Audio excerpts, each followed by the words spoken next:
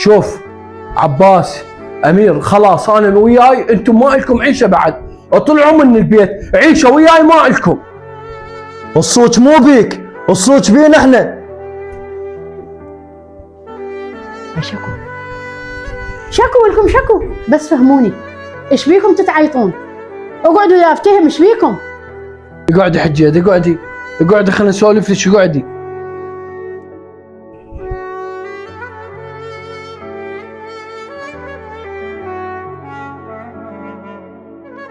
حجيه الموضوع كالآتي، هم لا زواج لا بنيان لا فد شي، وجاي بس يتامرون على اهلي، وانتم تعرفين بس انا زوجتي بالبيت، وهم طبوا وطلعوا جاي يتامرون، فانا ذولا ما يفيدنا هذا وضعهم.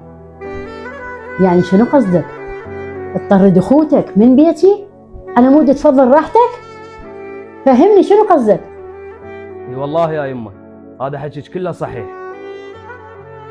حجيه هو العمر كم عمر؟ ينعاد مرتين هذا هو مره واحده. اي حجيه اريد راحتي، القاع موجوده ويبنون بيها، خلي يبنون انفسهم.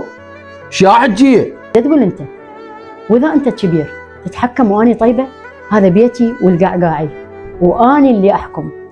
فهمت لو لا؟ بدال ما تتعاركون واحنا بمحرم ولازم تتكاتفون، مو واحد يكسر الاخ. لما نهي شيء انت صح وفد مره صاير حقاني، ليش ما انت تبني القاع انت واخوتك وتقعدون ثلاثتكم، وهذا البيت لاخوتكم الصغار منو الهم؟ حتوقفوا لهم؟ انتم هسه كبار وتعاركتوا، اذا كبروا الصغار واني ما موجوده ميته منو الهم؟ هم تطردهم؟